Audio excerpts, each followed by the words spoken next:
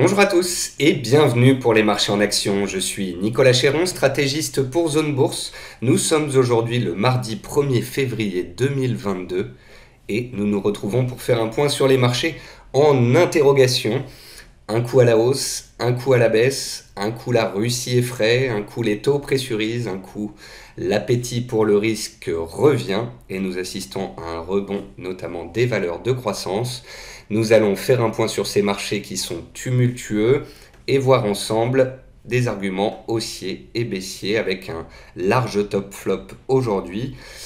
Petite information, je serai en vacances à partir de vendredi, donc en théorie absent des réseaux sociaux et il n'y aura pas d'émission la semaine prochaine.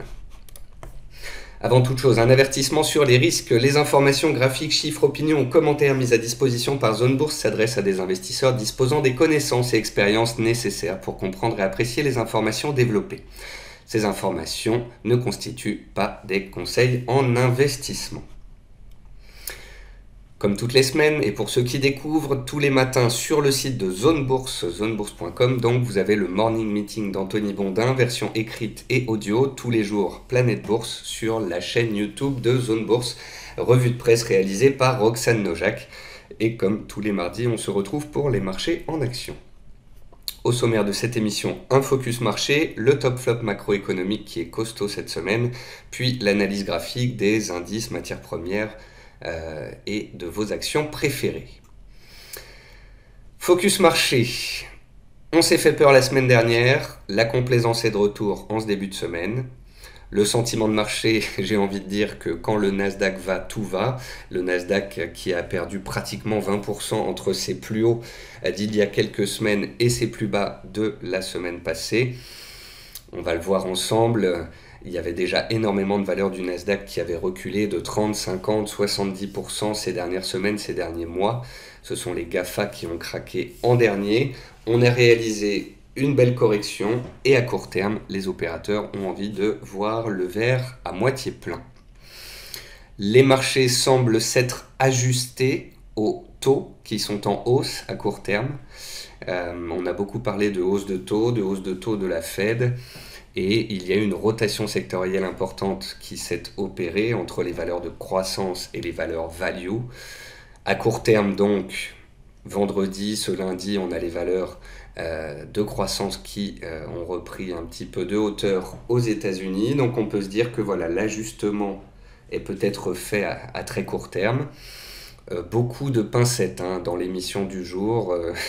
Les marchés changent un peu tous les jours. Le titre du jour, c'est les marchés en interrogation. Et à vous dire vrai, je suis très content de partir en vacances la semaine prochaine. Je suis très, tiraillé entre plein d'arguments haussiers et baissiers. J'ai discuté avec plein d'opérateurs depuis 10 jours et tout le monde est un petit peu décontenancé. Donc ne voyez dans mes propos aucune certitude. Je note que les tensions avec la Russie ne semblent pas effrayer les opérateurs. On a des indices européens qui tiennent très bien, qui ont surperformé les indices américains récemment.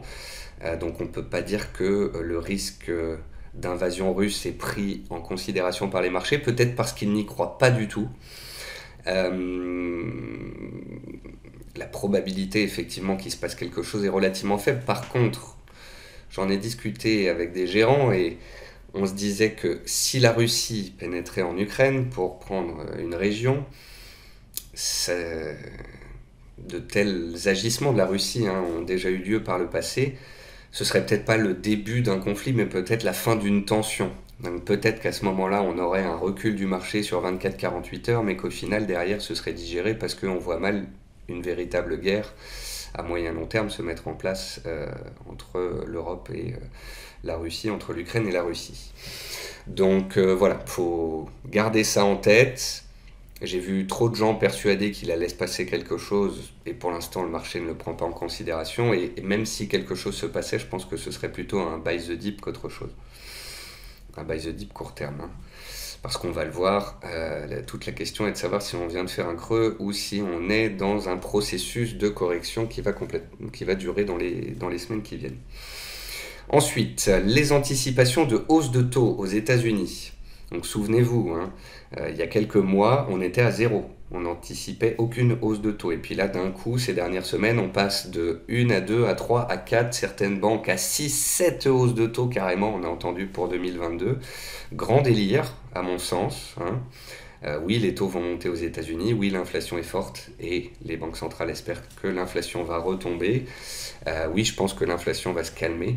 Elle va pas complètement retomber, mais elle va se calmer. Je trouve qu'on est allé très vite en besogne. Les Fed Funds ont pricé donc 4,5 hausses de taux et c'est ce qui a fait la semaine dernière notamment que ça tanguait sur les valeurs de croissance et le Nasdaq. Mais on a eu en fin de semaine dernière, en ce début de semaine, des révisions à la baisse concernant la macroéconomie, concernant les anticipations de ce que pourrait être la croissance aux États-Unis au premier trimestre. Elle pourrait être très très faible, autour de 1%, et selon la Fed d'Atlanta. Et de fait, on pourrait avoir un recul ou du moins un arrêt de la hausse des anticipations de hausse de taux. J'espère que je suis compréhensible. En gros, le marché a vu l'inflation rester forte ces derniers mois, la Banque centrale a dû s'ajuster, la Fed a dû dire qu'elle allait monter les taux et le marché est passé de rien à beaucoup de hausses de taux. Et je pense qu'on va niveler par le milieu, par le bas, stabiliser. Et voilà, pour moi, c'est 2 voire 3 hausses de taux maximum cette année et non pas 4 ou 5. De fait, si ces anticipations reculent ou se stabilisent, bah c'est la raison pour laquelle on a les valeurs de croissance qui rebondissent à court terme. Concernant les résultats d'entreprise, il ne faut pas oublier, on est en pleine période de publication et cette semaine et la prochaine, bah on va encore en avoir énormément. Et c'est ce qui fera aussi la pluie et le beau temps sur le marché. Pour le moment, c'est des publications de bonne facture puisque 81% des sociétés du S&P 500 ayant publié, bon, on n'a que 25% qui a publié hein, des 500 sociétés, mais 81% font mieux que le consensus. Concernant les small et les mid cap en France et en Europe, y a toujours des flux sortants, c'est pas génial. On a toujours des flux qui sont concentrés sur les méga caps, les plus grosses capitalisations. Mais si on assiste ne serait-ce qu'à une stabilisation indicielle, on pourrait en voir quelques-unes décalées, c'est le cas aujourd'hui. Je le répète, c'était déjà dans l'émission précédente, mai 2022 devrait connaître de nombreux OPA avec le cash accumulé par les entreprises. Autant on peut avoir une sorte de plafond de verre sur les valorisations et le niveau du marché parce que les banques centrales arrêtent d'injecter, autant on pourrait connaître un certain dynamisme dans certains secteurs, notamment depuis le début de l'année sur le secteur jeux vidéo avec une 3e opération cette semaine. Donc c'est pour ça qu'on a des titres comme Ubisoft qui tirent leur épingle du jeu et c'est pour ça que j'en reparle dans cette émission. Concernant le pétrole, il est toujours à la hausse. Le Brent a retrouvé les 90 $ pour la première fois depuis 7 ans. Le pétrole tiré par l'appétit pour le risque et les anticipations d'une croissance quand même solide cette année. Après, je me dis que si on commence à revoir la macroéconomie à la baisse, il ne serait pas étonnant que ça plafonne un petit peu sur le pétrole, ce qui arrangerait bien les banques centrales pour que l'inflation se calme. Les métaux ont fait marche arrière depuis une semaine, pressurisés par le dollar. Donc tout simplement, hein, pendant la semaine dernière, d'un coup, on s'est dit « Ah, ça va pas être 3 ou 4, mais peut-être 5 hausses de taux. » Du coup, le dollar a été très recherché. Du coup, les métaux sont retombés. Mais voilà, comme vous avez pu le voir depuis 2 séances, on fait machine arrière. C'est un peu la machine à laver sur le marché. L'euro-dollar s'est repris, les métaux se sont repris et tiennent bien leur support. Donc pour l'instant, on est toujours dans des zones d'accumulation de long terme. Et pour moi, les métaux s'achètent quand ils reviennent sur les replis. Parce que, encore une fois, dans ma lecture macroéconomique de moyen long terme, il y aura peut-être 1, 2, 3 hausses de taux. Mais à terme, la macroéconomie devrait rattraper les banques centrales. Je ne vois pas la Fed monter ses taux à plus de 1%. Je ne vois même pas la BCE tenter de remonter ses taux une fois, même si elle va nous dire peut-être jeudi, ou peut-être dans son rapport suivant que l'inflation remonte, il va peut-être falloir remonter les taux. Pour l'instant, le marché ne price pas de hausse de taux avant décembre 2022. C'est nouveau, avant c'était 2023. Mais encore une fois, les marchés aiment bien d'un coup passer dans l'anticipation de hausse de taux, mais se trompent très souvent. J'ai pas le graphique là sous la main, mais il faut savoir qu'historiquement, le marché voit toujours plus de hausse de taux qu'il n'en advient. Et puis dernier point, le Bitcoin sous-performe à court terme. Pourquoi est-ce que je dis ça? C'est parce qu'il a été très corrélé dans la baisse. Il s'est encore plus corrélé qu'il ne l'était déjà avec les indices dans la chute. Il y a eu hausse du VIX, peur sur les actifs risqués, peur sur le Nasdaq, et le Bitcoin et le Nasdaq se sont corrélés dans la chute. Par contre, ce qu'on peut remarquer, c'est que le Nasdaq, il a perdu 3000 points, il en a regagné pratiquement la moitié là. Le Bitcoin, lui, il est passé de 70 000 à 35 000, donc divisé par 2, et il est qu'à 38-39 000. Donc il a repris que 10-12%. Il a retracé qu'une toute petite partie de sa baisse par rapport au Nasdaq. Et c'est pas très bon à court terme pour les cryptos, parce que ça veut dire qu'il a chuté fort avec le Nasdaq, mais quand le Nasdaq explose à la hausse, il ne suit pas. Alors peut-être certains diront qu'il fera son rattrapage par la suite, que si le Nasdaq continue de monter, les cryptos le feront. Moi, j'ai l'impression on est parti de toute façon, à mon sens, sur les actifs risqués pour une période de neutralité qui va durer peut-être des mois. Donc des larges ranges sur les cryptos, des larges ranges sur le CAC, des larges ranges sur le Nasdaq et autres. Voilà pour ce point focus marché. On passe au top flop. J'essaye d'être bien complet puisque je pars pendant une dizaine de jours. Ici, un graphique qui montre que c'est le pire début d'année du S&P 500 de toute son histoire. Il a perdu 11% en 16 séances, tout le monde est devenu négatif, la télé a commencé à dire que c'était la fin du monde. Du coup, on a atteint un petit paroxysme baissier à court terme qui a permis au marché de rebondir. D'autant plus que quand on regarde dans le détail, le Nasdaq, il est sur ses plus hauts parce qu'il est tenu par les GAFA. On a vu ça toute l'année dernière, il y a 5 titres qui faisaient 70% de sa hausse. Mais c'était une hausse en trompe-l'œil, parce que quand on regarde le Nasdaq dans son ensemble, 1600 titres du Nasdaq Exchange ont perdu ces derniers mois plus de 50%. Donc en backstage, il y a eu un véritable carnage sur les valeurs de croissance, sauf les plus grosses qui ont tenu le marché en trompe-l'œil. C'est ce qui a permis aussi ce rebond à court terme. Jim Cramer, le journaliste aux États-Unis, est passé sur CNBC et a dit ça y est, ARKK, le fonds de Cathie Wood qui est spécialisé dans les valeurs de croissance, va brûler. Et c'est là que ça a rebondi. Voilà, c'est quand tout le monde devient trop négatif sur ces valeurs de croissance qui ont fortement chuté ces derniers mois qu'on a atteint un paroxysme baissier et qu'on a rebondi à court terme. Sauf qu'il y a un truc qui me dérange avec ce rebond à court terme, je le partage avec vous, c'est que c'est un rebond qui s'est fait sur les 2 dernières séances du mois. C'est un peu un rebond technique à l'arraché. Ici à gauche, vous avez les forts rebonds techniques sur les 2 derniers jours d'un mois. En fait, les plus forts rallyes historiquement sur les 2 derniers jours d'un mois. Depuis 1950, donc c'est pas des petits rallyes. C'est des rallyes entre 4 et 7% sur les 2 derniers jours du mois. Et bien, donc là on a fait 4,4% en 2 jours sur le S&P 500 les 2 derniers jours du mois. Qu'est-ce qui se passe généralement le mois suivant? Est-ce que ça continue de rebondir ou non? Historiquement, non, ça retombe le mois suivant. Donc c'est pour ça que je suis assez circonspect sur ce rallye depuis 2-3 séances. Autant la semaine dernière, je voyais bien qu'on était sur les supports, je me disais oui, le marché ne va pas craquer, je voyais bien la proximité de la MM200 sur le CAC, qu'il était toujours bien haussier à moyen terme, et je me disais voilà, on peut réagir. Mais la violence avec laquelle se fait ce rebond me dit qu'il y a un bémol. Voilà. Il y avait une autre statistique que j'ai pas mis dans cette émission, c'est sur les séances où le Nasdaq passe de moins 3,50 ou moins 4 à positif en séance. Et en fait, c'est arrivé 8 ou 10 fois ces 20 dernières années, mais à chaque fois, c'était des années comme 2001 ou 2008. Donc lundi, il y a 8 jours, quand on était pratiquement à moins 4 et qu'on a fini proche de 0, c'est un signe de force mais de faiblesse aussi. C'est un signe de force parce que ça montre qu'il y avait des acheteurs, certes, et c'est ce qui permet au marché d'avoir rebondi là depuis une semaine, mais ça montre aussi que c'est un marché très volatile qui peut aller très vite dans un sens ou dans un autre, et ça montre aussi que c'est peut-être du rachat de short. Voilà, je vous laisse ensuite seul maître de ces éléments. Moi perso, j'ai des éléments qui sont haussiers qui disent qu'on vient de faire un creux et que c'est reparti comme en 40, et d'autres qui me disent fais attention sur ce rebond. Je vous les donne et après je pars en vacances. Désolé. Le bal des publications, voilà, cette semaine encore plein de publications, des grosses boîtes des US et aussi en Europe. Qu'est-ce qui s'est passé donc ces 2 dernières semaines? Eh bien, on a eu une hausse des demandes de put, donc du hedging sur les valeurs américaines. La semaine dernière, en fait, si vous voulez, j'ai regardé les flux de trading de Robinhood, le courtier américain.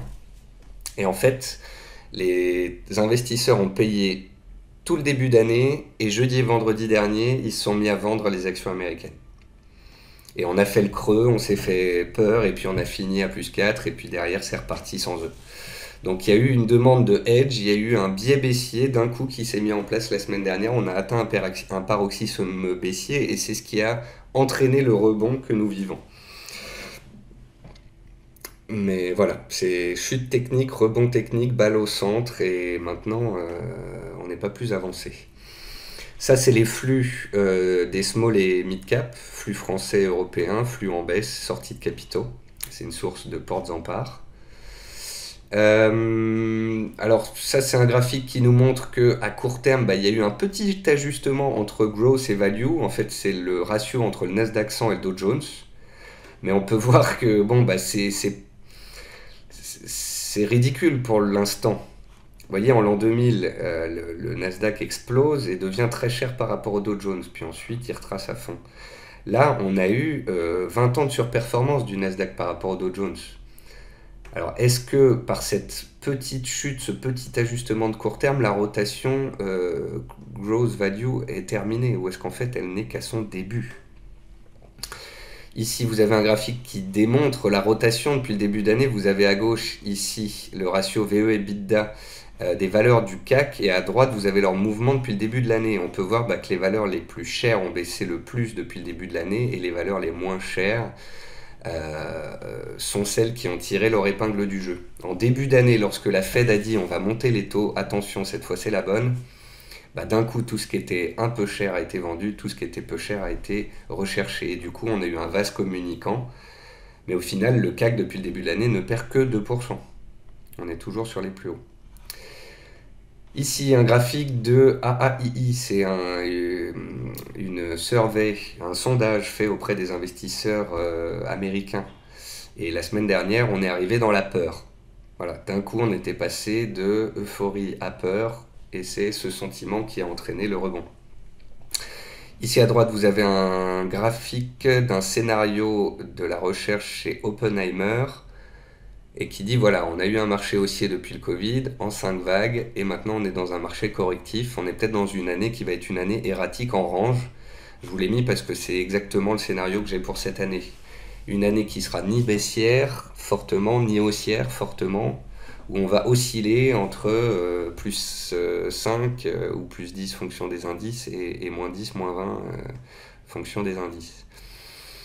Et où en fait, dès qu'on se fait peur, ça paye, puis on remonte, puis ça redevient trop cher, puis on se refait peur. Mais on a un coussin qui est l'ajustement de la politique monétaire américaine. Moi, je suis sûr que si les marchés chutent trop, si on devait perdre 10% de plus que les cours actuels, par exemple, je suis sûr qu'on ne parlerait plus que de hausse de taux cette année aux États-Unis. Goldman Sachs est toujours haussier, de toute façon ils le sont pratiquement tout le temps. Ici à droite, c'est un graphique de la valorisation des small caps, donc très certainement du Russell 2000 aux États-Unis, qui était très cher il y a 3 mois et qui est devenu peu cher par rapport à ses moyennes historiques. En fait, d'un coup, certains indices comme le Russell ont perdu 20%. Donc leurs valorisations sont devenues d'un coup plus attractives. Ça, c'est un graphique de la hausse de la corrélation entre le Bitcoin, le Nasdaq et le S&P 500 dans cette phase récemment de baisse, de pression sur les actifs risqués. Quand il y a de la peur, il y a de la corrélation entre les indices et les cryptos. Toujours sur ce sujet de la corrélation, certains disent oui, c'est corrélé aux indices, mais parfois pas complètement. Je suis complètement d'accord. Par exemple, dans la chute, ça a été très corrélé, mais là, dans le rebond, le Nasdaq explose, mais le Bitcoin n'arrive pas à suivre. Il y a des phases. Sinon, ici, vous avez un graphique du Bubble Basket. En fait, l'année dernière, on ne peut pas dire que le Bitcoin était très corrélé au Nasdaq. Par contre, il l'était énormément au Bubble Basket. Il y a quoi là-dedans? Il y a ARK, le fonds de Cathie Wood. Il y a les Unprofitable Tech, donc la tech qui ne gagne pas d'argent. Les SPAC, les IPO. Donc, tous les pans les plus spéculatifs du marché. En fait, à partir de mi-2020, on injecte à fond de la liquidité dans les marchés et les poches les plus spéculatives s'envolent. Crypto, SPAC, intro, non-profitable tech. Et depuis la fin de l'année, parce qu'on parle de hausse de taux, parce qu'on parle de dégonflement du bilan de la Fed, eh bien, l'ultra-liquidité qui soutenait ces poches ultra-spéculatives s'est contractée et a contracté ses poches. C'est pour ça que les indices rebondissent, mais que les cryptos rebondissent moins. Parce qu'en fait, pour que les cryptos rebondissent, il faut non pas juste un retour de la hausse de court terme, mais vraiment un regain d'intérêt très fort sur les marchés et que les spéculateurs aient de nouveau envie de spéculer à fond à la hausse. Là, on est plutôt dans des investisseurs qui ont acheté des actions ces dernières semaines, qui serrent les fesses et qui espèrent que ça remonte pour pas se faire avoir. On n'est plus dans une euphorie de buy the dip, là, ça se voit. Enfin, je dis ça, le Nasdaq reprend 6% en 2 jours. Mais bon, c'est après 17% de baisse. Voilà. On va dire que c'est du buy the dip, mais plus bas, quoi. L'année dernière, c'était le moindre dip de 4% était payé. Là, bah, maintenant, on est plus dans un scénario de neutralité. Ensuite, 2 graphiques pour montrer qu'il faut faire du long terme. Ici, un graphique à gauche qui montre ce que donne que 50 € par mois pendant 12 ans sur le CAC avec dividendes réinvestis. Ça donne 32 000 € sur les 20 dernières années. Et là-dessus, les crises, on ne les voit pas. Ou peu. Donc ça veut dire investissez à long terme. Investissez à long terme et faites du buy and hold, ou du moins tenez vos positions. Ici, un graphique qui montre ce qui se passe quand on reste investi overnight ou quand on achète en séance et qu'on sort avant la fin de la séance. Et en fait, on voit bien que le fait de tenir dans le temps et de tenir en overnight, elle est là la performance. Et puis pour finir, 2 graphiques, je pense, qui montrent bien à quel point on peut penser beaucoup de choses très différentes sur les marchés actuellement.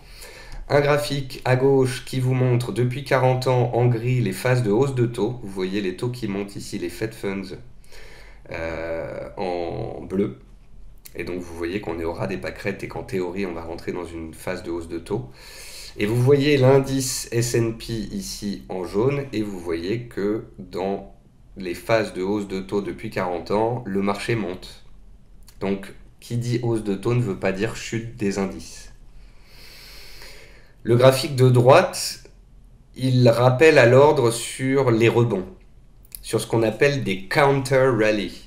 C'est un contre-rallye, un rallye rapide avant une reprise de la baisse. Et quand je vois ce graphique, ça me fait penser un peu au Nasdaq, ou du moins au non-profitable tech et au fonds ARKK de Cathie Wood, qui a déjà fait une belle chute depuis l'année dernière et qui est peut-être dans un rebond avant une phase encore baissière et plus pénible.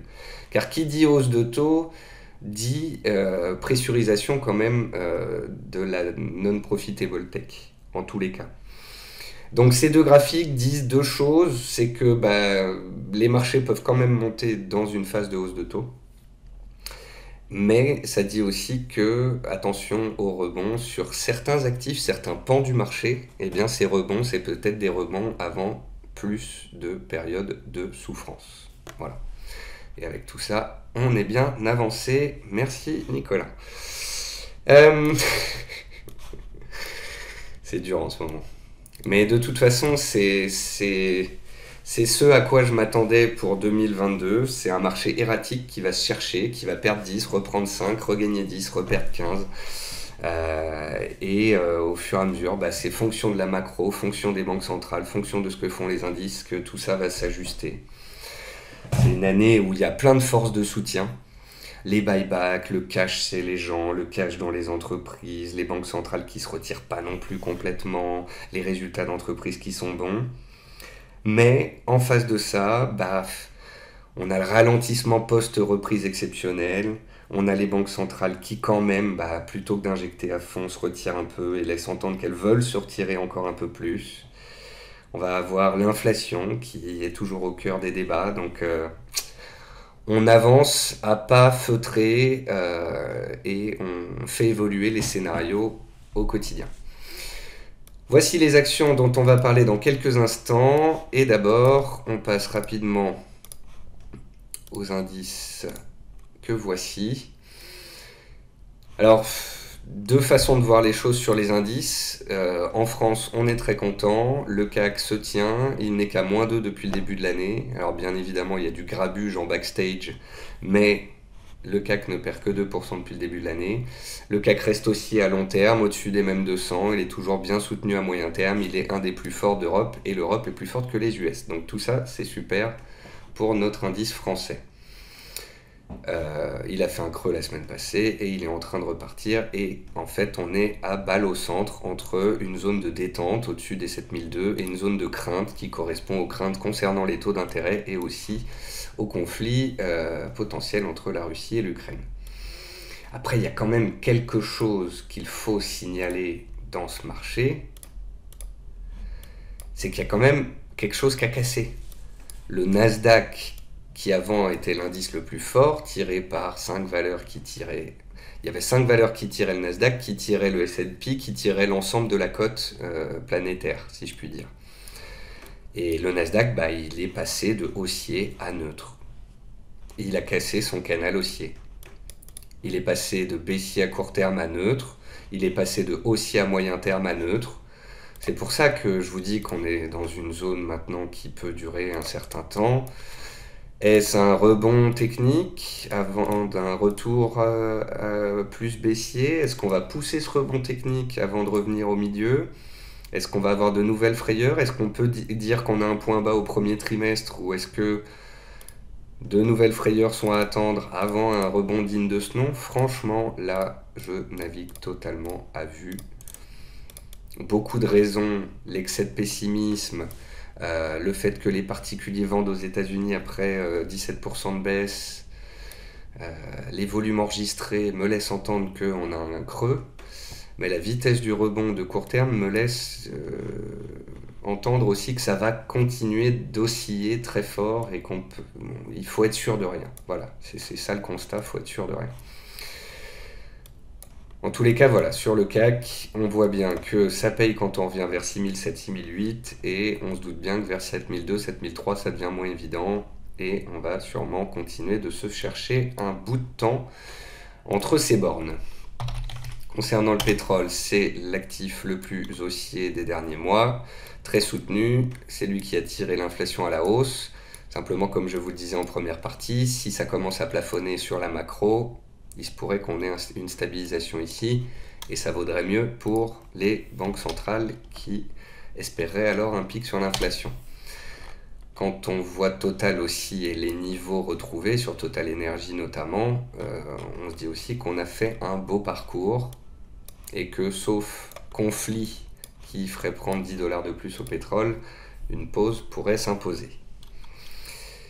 On peut regarder les cours de l'argent et de l'or.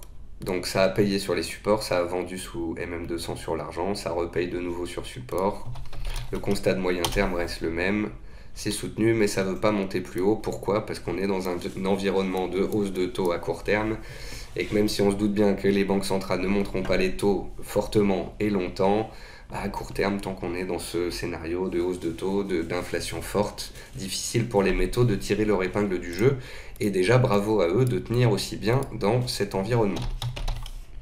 Enfin, concernant les cryptos, voici la map. Le Bitcoin est baissier sur les dernières semaines. Il est sous une oblique baissière. Grégory Raymond, journaliste bien connu sur les cryptos, disait est-ce qu'on va sortir par le haut ou par le bas là-dessus? Et je disais pour moi on va sortir par le haut puis par le bas. Pour dire quoi? Pour dire que ça va être piégeux en fait. Je note que alors que le Nasdaq, regardez un peu le Nasdaq, il a chuté, il a repris pratiquement la moitié de sa baisse en l'espace de 3 jours. Sur la dernière phase de baisse où vraiment le Bitcoin a suivi, il a très peu rebondi depuis. Donc voilà, il est sous-performant, même si ça passe 40, 42 000, ça va être des zones difficiles. Et je pense qu'on va assister à de la latéralisation, que ça va durer un certain temps. Pour que les cryptos repartent de plus belle, il faut beaucoup d'appétit pour le risque, voire un ajout de liquidité. Et les liquidités, c'est pas pour le moment que ça va augmenter. Ou bien, il faut une news d'Amazon qui adopte le Bitcoin. Aussi. Voilà donc pour le tableau, si je puis dire, des indices. Ça tient vachement bien sur le CAC. Pour moi, plus on s'approche de 7002, plus il faut faire attention. Je vous avouerai que j'ai limite envie de couvrir un petit peu, de shorter un petit peu, mais j'attends un éventuel excès sur 7200 points, sait-on jamais, avec la BCE jeudi. Mais voilà, on navigue à vue, on paye quand il y a de l'excès baissier, si on remonte trop fort, on peut vendre un petit peu. C'est très indécis comme marché, faut pas avoir de biais en tous les cas dans ce marché. Allez, on passe aux actions, 30 minutes d'émission, c'est parfait. Je vous ai sélectionné 20 actions, j'ai pas fait de catégorie. Voilà, j'ai pris de tout, des rouleaux compresseurs, des valeurs qui sortaient un peu de l'ordinaire, des valeurs en recovery, du trend following. Voilà, un peu de tout. Et je pense qu'il faut un peu de tout dans son portefeuille. Alten, ça fait partie des rouleaux compresseurs. On l'a en portefeuille zone bourse. On aime bien les rouleaux compresseurs de qualité qui sont restés au-dessus de leur MM200, pas comme des Eurofins ou des Sartorius qui avaient une prime Covid, mais des valeurs qui sont restées fortes. J'en ai choisi quelques-unes. Les plus fortes, qui tiennent leur support, qui tiennent au-dessus des MM200, sont celles qui relancent le plus fort, sont celles qui sont le plus susceptibles de retrouver leur plus haut rapidement. Et Alten en fait partie. ASML, par exemple, n'en fait plus partie à mon sens, vous voyez, parce qu'on a cassé la MM200, parce qu'on a fragilisé la configuration. Alors oui, comme beaucoup de valeurs, parce qu'il y avait eu sell-off, parce qu'il y a eu baisse, il y a rebond sur support. Mais la capacité du rebond, la vitesse du rebond et le potentiel de hausse est moindre sur un titre qui ressemble à SML que sur Alten.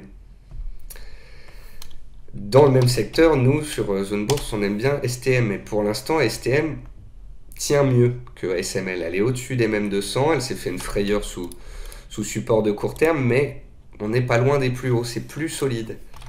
C'est là où il faut regarder les valeurs et se dire, ah, telle valeur, elle s'est arrêtée plus haut. Elle a moins retracé, donc elle est plus solide, elle est plus susceptible de repartir. C'est pas telle valeur, elle est plus bas, tiens, donc elle a plus baissé, donc elle va plus remonter. Par exemple, Eurofins.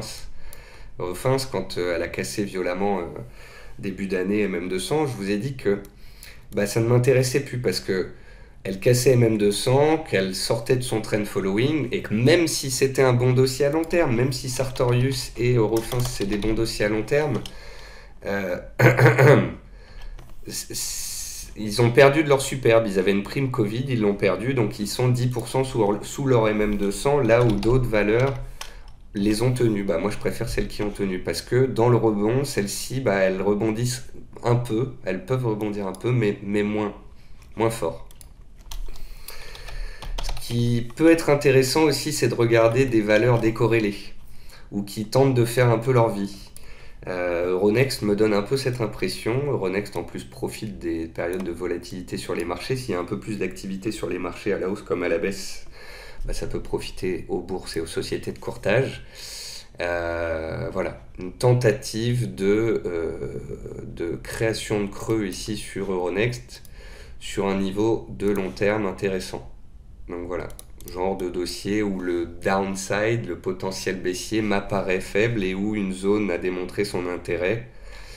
Je dis pas qu'on va repartir, je dis que même si les indices restaient sous pression ou rechutaient, on voit bien qu'il y a une zone d'intérêt sur ce dossier-là pour jouer quelque chose de plus neutre et solide de long terme. On est moins dans du trend following, là on joue une base sur un niveau clé. Meta, c'est Facebook.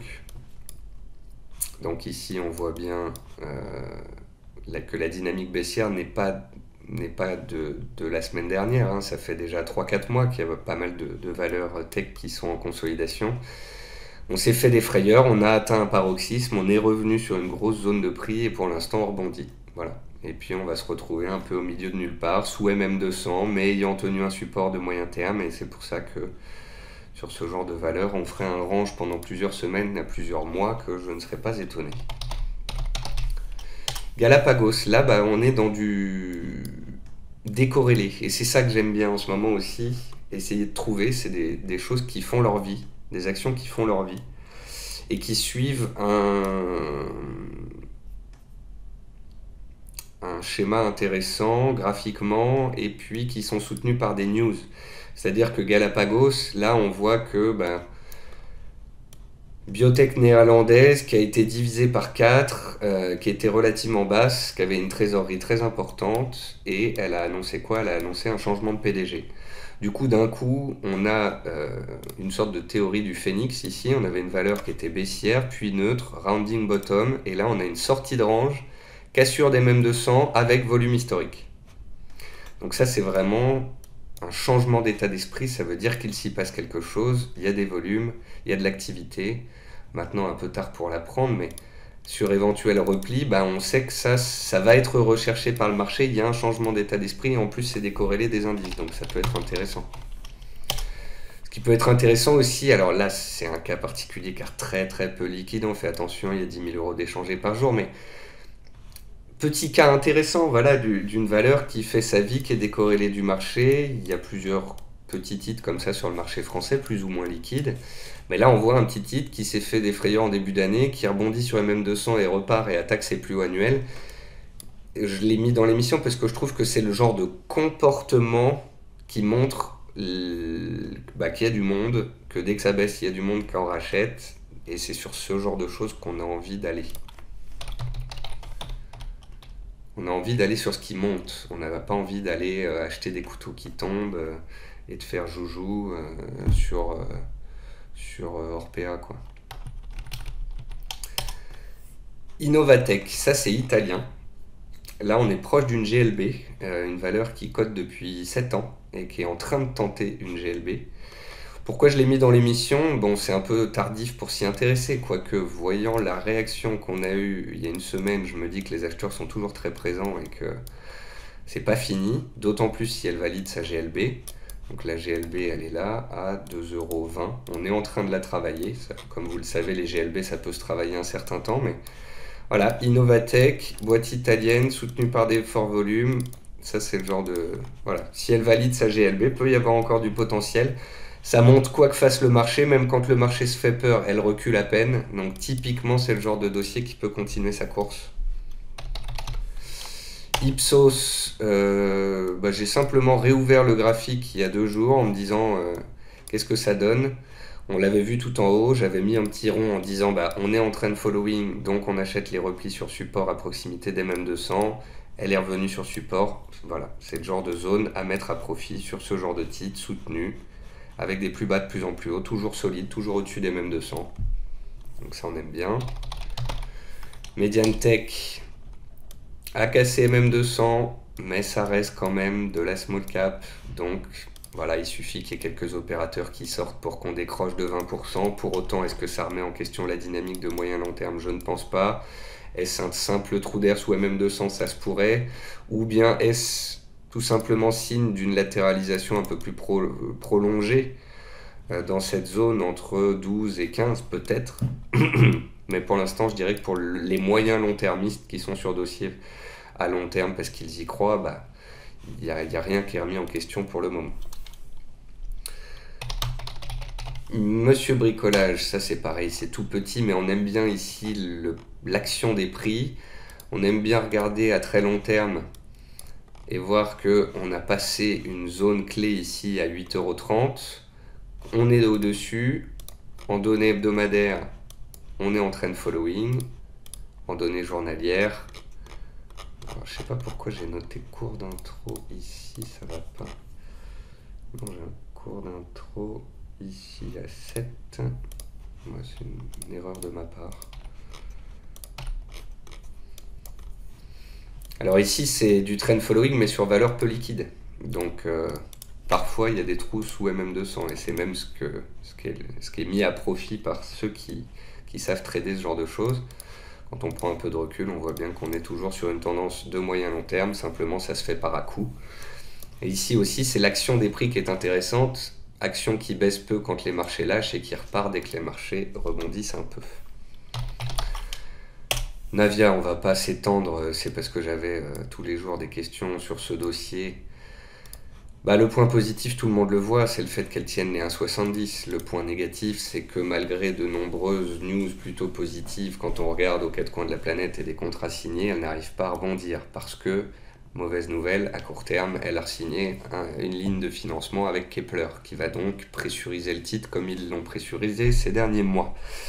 Donc on peut toujours dire, bah, point positif, il y a assez d'acheteurs pour tenir le marché malgré cette pressurisation, et donc le jour où cette pressurisation s'arrêterait, on peut monter. Mais d'un autre côté, les autres diront, bah, tant que c'est pressurisé, autant ne pas y aller. Donc voilà, ça fait partie des small caps où les gens ont un avis ou non. Pour l'instant, pour quelqu'un qui attend un signal de moyen terme, c'est toujours baissier, c'est sous MM200. Donc voilà, les long-termistes la tiennent parce qu'elle tient sa zone de prix et puis espèrent que les news permettront de compenser les financements jusqu'à ce qu'il n'y en ait plus. Ensuite, Neurone. Bah, valeur moyenne haussière en trend following. Parfois ça fait du bien de sortir un peu, soit des valeurs value, soit des valeurs de croissance, de devoir choisir un camp ou l'autre. Ça fait sa vie, les résultats sont excellents et dès qu'on revient sur des zones de prix, ça paye. Donc c'est ça qu'on recherche. Ensuite, Newmark Group, on retourne aux États-Unis. Là, on est sur une GLB potentielle, travail de GLB. On a tenté de la passer, on est revenu sur support. On a perdu 30%, on est revenu sur MM200 et on voit une très belle double réaction sur MM200 avec une mèche basse plus une ouverture sur MM200 qui a été sauvée.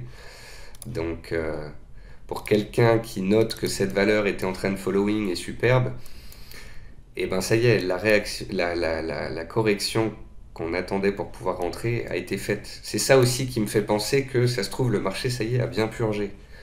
C'est pas facile. Et puis d'un autre côté, quand je regarde ça, je me dis que c'est pas fini. Parce que Nvidia, certes, on est revenu sur MM200, mais je vois mal les cours repartir comme ça, là. Ça, là, excès haussier et forte baisse, c'est pas une simple conso avant redémarrage comme si de rien n'était. Ça ressemble en tous les cas à un excès majeur et qui me laisserait entrevoir plus de latéralisation pour les mois à venir. Je vois que si on baisse, il y a du soutien et que si même on allait plus bas, il y a du soutien, mais je vois mal le marché repartir à fond la caisse.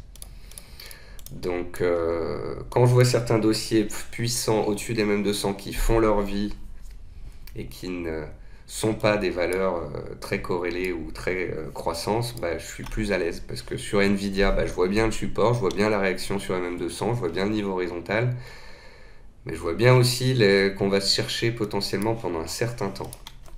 Après, pour ceux qui font du long terme et qui auraient payé MM200, bon, bah, c'était le but, hein. Elle a fait MM200 en mars 2020, elle a fait MM200 début 2021, elle l'a refait là. Pour les long termistes, c'est un point d'ancrage clair. Orpea, j'ai pas envie de froisser qui que ce soit, simplement la semaine dernière je disais qu'il était trop tôt pour s'y intéresser, j'ai vu beaucoup de monde acheter vendredi, lundi quand il y a eu la news du nouveau PDG, j'ai dit c'est un point de sortie de court terme, parce que un gap haussier de 5-7% après un rebond du vendredi, un lundi matin sur news, c'était pratiquement certain que ce serait revendu. Il faut se dire qu'il y a plein de fonds ESG qui vont sortir, qui sont en train de sortir, qui vont encore sortir, c'est pour ça qu'elle est pressurisée. Et que oui, bien évidemment, à un moment donné, ça va travailler, et puis hop, elle peut reprendre 10%, mais toujours avec ce risque d'aller aussi 10% plus bas avant. C'est pour ça que le ratio risque-gain est pourri sur ce dossier, c'est pour ça qu'on dit qu'il ne faut pas acheter des couteaux qui tombent. C'est que certains diront bah oui mais elle est vachement basse parce qu'elle est sur un support mensuel, d'autres vous diront bah oui mais il peut y avoir d'autres scandales donc ça peut aller plus bas. Moi je vous dirais que en fait beaucoup de fois en bourse il faut savoir ne pas avoir d'avis. En fait oui ça peut rebondir de 10% parce qu'elle a été survendue, mais oui elle peut perdre 10% de plus si le gouvernement met un gros tacle et que la société est obligée de mettre en place de nouvelles normes et que ça bouffe complètement ses marges. Donc c'est pour ça qu'on touche pas ce genre de truc. Ensuite, Rémi Cointreau. Rémi Cointreau, bah ça fait partie des valeurs solides en trend following où on espérait une correction, on espérait qu'on revienne chercher MM200 et chercher des gaps, bah c'est ce qui s'est passé la semaine dernière. Donc sur ce genre de valeur haussière, toujours au-dessus des MM200, bah on a eu ce qu'on voulait en théorie. Serge Ferrari, ça c'est l'exemple d'un trend following parfait, puissant au-dessus des mêmes 50, qui surperforme. Quand le CAC baisse, ça monte quand même. Quand le CAC monte, ça explose. Théorie du Phénix il y a quelques mois, trend following depuis plusieurs semaines. C'est une des plus belles actions de ces derniers mois et elle a validé sa GLB à 14 €. Elle a dépassé son plus haut historique. Donc voilà, maintenant, c'est clair que acheter maintenant, c'est pas du tout la question. Mais c'est juste pour se rendre compte que parfois il y a des titres qui font leur vie, que plus un titre va vite et haut, plus il est soutenu, bah, plus il est susceptible de continuer de monter. Et de voir aussi la puissance du trend following, de voir les touchettes sous MM50 ici, de voir la cassure du plus haut récent qui permettait encore un trade de 15% à la hausse. Et que d'aller sur ce qui monte, bah, vous aurez quand même beaucoup plus de chances de gain que d'aller sur du hors PA. SMCP, on en a parlé dans la semaine dernière. Là, on est sur du titre à vitesse moyenne qui, pareil, a touché du support, qui est dans une construction haussière de moyen terme. Là-dessus, on n'est pas en train de jouer la hausse ou la baisse des valeurs de croissance. Voilà. On est sur un dossier qui se reprend progressivement depuis une forte chute qui avait duré des années, qui baissera moins que certaines valeurs si tout baisse et qui se reprend gentiment, qui montre une certaine solidité. Bien évidemment, il faut rester au-dessus des mêmes 200. Sofina, bah, ça fait partie des rouleaux compresseurs de ces dernières années. C'est moins joli, ça a cassé MM200. Après, c'était allé tellement haut qu'on a envie de lui pardonner. Est-ce qu'il faut la considérer comme du Eurofins ou est-ce qu'il faut se dire que c'est un trou d'air? C'est difficile à dire. Ce que je trouvais joli dans cet exemple, c'est que en venant chercher les 345, ici, elle a comblé un gap qu'elle avait laissé ouvert le 7 octobre dernier. Donc pour la beauté de l'entrée, on était à proximité d'un support horizontal et on venait de combler un gap et c'est sur ce gap que ça réagit. C'est un beau niveau qui permet rapidement de reprendre 6, 7, 8%. Peut-être qu'on peut même en prendre 10 et revenir sous MM200, mais est-ce qu'on ne va pas assister à une certaine neutralité pendant un certain temps sur ce genre de titre? Ou est-ce que ça peut reprendre sa marche en avant comme si de rien n'était? J'ai l'impression que non. Solocal, là on est dans de la recovery potentielle. L'action s'était enflammée en début d'année parce qu'on parlait de recovery et de retour à la croissance pour une valeur qui n'en a pas connue depuis des années. Il est bien trop tôt pour le dire. Ce qui est intéressant, c'est qu'elle est dynamique, donc volatile, donc il y a des volumes.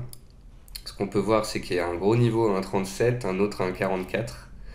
Donc moi je dirais qu'il y a une zone d'intérêt entre voilà, 1,40 et 1,45, dirons-nous. On voit que la valeur tente de freiner sur cette zone. Typiquement, si les indices restaient neutres et cherchaient, elle pourrait travailler la zone et voir s'il n'y a pas quelque chose, une base qui se met en place avant un redémarrage. Bon, ça c'est du spéculatif, hein, clairement. Ensuite, solution 30, pareil, j'ai pas envie de froisser avant de partir en vacances. En fait, je serais tombé devant le graphique sans voir le nom de l'action. Je la mettais directement. Je l'ai vu la semaine dernière. J'ai vu un truc que j'aurais adoré sur une autre action. Là, c'est épineux, c'est solution 30. Et comme je vous l'ai déjà dit depuis un an, je ne donnerai pas d'indication ni à la hausse ni à la baisse. Pour moi, il y a un joker, un bémol, qui fait que je ne regarde plus ce titre. Donc ce serait n'importe quelle autre action. J'aime bien l'action des prix parce qu'on était coincé sous une oblique, on l'a cassé, puis on est revenu dessus une fois, deux fois, et on se reprend. Donc là, il y avait quelque chose. Il y avait un bon niveau horizontal à 6. Il y avait un objectif théorique à 7,20. On l'a fait. On a touché MM200. Donc à court terme, on a atteint une résistance. On vient de passer de support à résistance. Mais si pour une raison ou une autre, on venait à casser les 7,20, là, peut-être qu'on aurait enfin du renouveau. Je parle pour ceux qui sont dessus. En fait, pour moi, si on n'en a pas, faut pas y aller. Mais si on en a, c'est qu'on connaît les risques, c'est qu'on sait qu'il y a un joker. Et j'espère pour ceux qui en ont qu'on passera un jour les 7,40, 7,50 pour aller plus haut. Et que vous en sortirez positivement. Ensuite, source Sense. Là, on est sur de l'Italie encore. Encore sur une GLB potentielle. Alors un travail de GLB, mais c'est intéressant. Tout petit titre, ça cote depuis 2020, beaucoup de neutralité, et ces dernières semaines, énorme volume. La GLB, elle est là, autour de 3,60, 3,90. Peut-être qu'on peut travailler cette zone de prix pendant un certain temps, parfois pendant des semaines, des mois, mais ce qui est intéressant de voir, c'est qu'il y a un changement d'état d'esprit sur ce titre, il y a des volumes, c'est décorrélé des marchés, et c'est peut-être ce genre de choses aussi que l'on recherche dans un portefeuille en ces périodes de forte volatilité indicielle.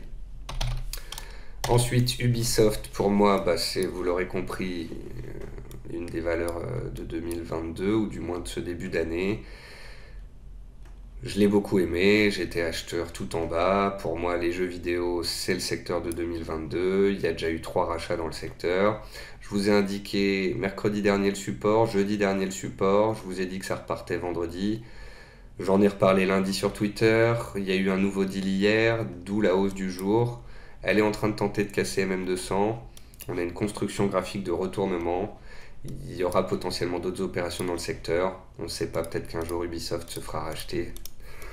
Pour moi, il y a des objectifs plus hauts. Si on est dedans, qu'on vu ce qui se passe, vu comme elle a tenu, il est bon dans... Enfin, bravo à ceux qui en ont. Voilà. L'action des prix depuis une semaine est superbe. Le repli, on revient sur support, ça paye direct, ça repart, c'est super. Uranium Energy. Ça se surveille. Voilà, j'avais pas mal de questions en ce sens, un peu comme sur Navia, c'est pas que j'avais forcément envie de le traiter, mais l'uranium, c'est très erratique, il y a des très grandes oscillations, et voilà, je me dis qu'il y a quand même un trend de moyen long terme qui s'est mis en place doucement depuis un an, et je surveille la zone de prix actuelle. Voilà, après on est sous MM200, c'est plus en trend following, mais c'est plus une carte de diversification moyen-long terme quand on se met sur l'uranium. Et puis on finit avec VGP, donc l'exemple d'une valeur rouleau compresseur de l'année passée qui garde sa fougue quand même. On est largement au-dessus des mêmes 200. On s'est fait une frayeur en début d'année, mais on tient bien la zone horizontale. Les bonnes nouvelles arrivent plus souvent que les mauvaises nouvelles sur des valeurs haussières. On le voit encore ici. C'est peut-être une zone qu'on va travailler pendant un certain temps, mais tant qu'on est au-dessus des 225 ici, c'est une consolidation à l'intérieur d'une dynamique clairement fortement haussière. Donc voilà, il y a des rouleaux compresseurs qui sont restés haussiers, il y en a qui ne le sont plus.